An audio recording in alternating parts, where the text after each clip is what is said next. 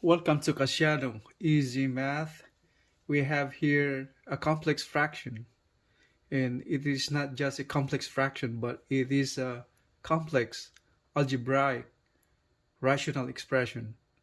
And a question here is, can you simplify? What does it mean by simplify?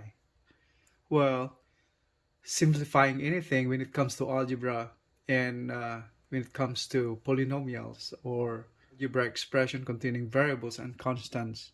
Simplifying means reducing the polynomial or the terms of the polynomials or involved expression. Simplifying it is reducing it to its lowest term. And simplifying complex rational algebraic expressions is not an easy thing to do since it involves combined knowledge on factoring, integer sign numbers, knowledge in solving complex fractions, and manipulation of fractions, including polynomials. It involves complex and combined knowledge of different lessons in algebra. But then we attempt to solve this complex fraction, complex algebraic rational expressions, we call that. So let's go ahead and start solving it. In further investigation of the contents of this complex fraction, complex rational algebraic expression, the numerator of this complex fraction is a perfect square. The same way on here, but on the reverse. So gotta have knowledge in factoring and manipulation of the variables or the terms of the polynomials.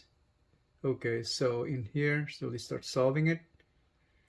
So this is a perfect square, and all we have to do is factor the perfect square. That is factoring. So let's do factor that. 4x squared minus 9. So that's square root. The square of this 4x squared, that's 2x, and 2x, and the square of 9 is 3 times 3. You get a negative 9 on the constant term is multiplied by positive and negative. So since if you do it FOIL, if OIL, if you gotta have previous knowledge on or prerequisite knowledge to do this factoring thing, doing FOIL if OIL. First, if we expand this one right here, it will sum up, it will become this much. So in FOIL, so like since this one right here, the inside of this and the outside, the sum of this will be the middle term. This perfect square doesn't have a middle term, since that should be equal to 0. Since 3 times 2x is the 6x, that's negative, and 3 times 2x is 6x, that's positive, so that cancels out. So the middle term is 0. So you gotta have knowledge of FOIL. Okay, FOIL is the process of multiplying binomials. Okay, so let's erase that one right there. Okay, so that becomes that, and divided by the denominator of this is 2x plus 3. Okay, let's go down to the denominator. The denominator is perfectly exactly the reverse of that. So what you have to do is make these terms of this polynomial over here looks the same way as that. So what we have to do is we have to manipulate the terms. Okay, so by multiplying this negative 1, this term right here, it will reverse that. So what does it mean by that? It will become minus 9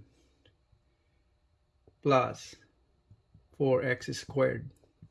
Since if we multiply this negative 1 to that, multiply this to that, that will become minus times minus. So that's positive, right? Positive 9, and then minus times positive, it will become minus 4x squared. So that's the same as that. So this is how we manipulate the terms of the polynomials with the knowledge of integer sign numbers. Okay, so that's what we have right there now, and divided by 2x minus 3. You can put parentheses right there, it's okay, or without parentheses even, the same way. So what we have here now is, since we have this canceling the denominators, we have left is, that's 2x minus 3 divided by 1, right? And we have here on the denominator, this becomes -1 right here, and we arrange the terms of this polynomial over here now. So that's 4x squared minus 9 all over 2x minus 3. And in here, if you notice, this is equivalent to the first to the numerator of the numerator of the complex fraction. So they are the same. So if we simplify those, we will come up the same way as right here, the numerator of the complex fraction of the numerator of the numerator of the complex fraction. So we factor that out the same way. And now becomes, so 2x minus 3 divided by 1 all over -1 times what we have over here now. So that's 2x minus 3 times 2x plus 3 all over 2x minus 3. Take a look at this. Numerator and the denominator, you can cancel this out. So what we have left now is 2x minus 3 divided by 1 over -1 times what we have here now, 2x plus 3 divided by 1. So rewriting the same fractions over here, complex fraction, do it over here again. So 2x minus 3 divided by 1 all over -1 times 2x plus 3 divided by 1. So I have just rewritten the complex fraction over here. Now, if you notice, simplifying complex fraction like right this is division bar, it will be converted to multiplication, and then reversing the placement of the numerator and denominator of this complex fraction. So let's do that. 2x minus 3 over 1. Now, multiplying now instead of dividing. So take the reciprocal of this times 1 over -1 times 2x plus 3. That is 2x minus 3 divided by -1 times 2x plus 3. Now, investigating our terms of this fraction, 2x minus 3 divided by -1 times the quantity 2x plus 3, we don't want this floating -1 right there as factored out of this denominator. So that means -1 should be absorbed somewhere. Like we can put this -1 on top or -1 in the middle. It means the same way. So like in here, this 2x minus 3 divided by 2x plus 3. The -1 on the bottom, it can be written on the numerator, or it can be written in the middle, or it can be written on the denominator. That's what it is right now. So we don't want this in simplifying fractions or complex fractions, or when it comes to the final answer, we don't want to see that negative in front of that parenthesis right there. So gotta be absorbed somewhere. So thing is, if you notice, the numerator over here is -3. If we put this negative on the numerator, multiply this the numerator by that -1, we will absorb and get rid of that negative sign in front of this parenthesis right here. So let's do that. So by doing that, we have here multiplying the -1 now to the numerator. So that is 2x minus 3 all over 2x plus 3.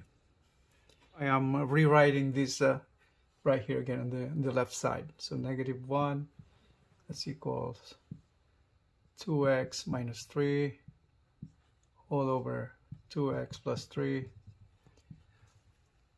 Okay, simplifying it further.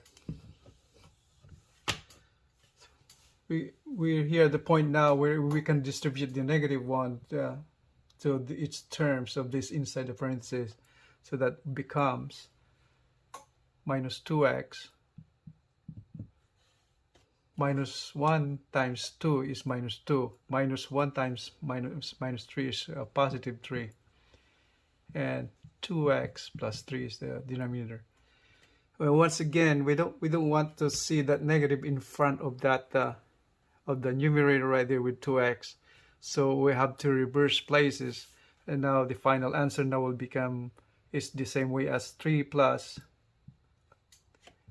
It should be minus 3 minus 2x all over 2x plus 3. We can put the parentheses over here, doesn't matter. So that should be the final answer. So that's all for today, and I hope you learned something from here and you like this video. If you do learn and you like this video, just don't forget to hit the like button, subscribe button, and share, or simply subscribe. And if you're a student or a math learner trying to learn or relearn math or algebra, I urge you guys to subscribe to my channel so you won't miss any videos uploaded in the future. Those videos will be relevant to your studies and all that. And I hope to see you in the coming videos. Thank you very much.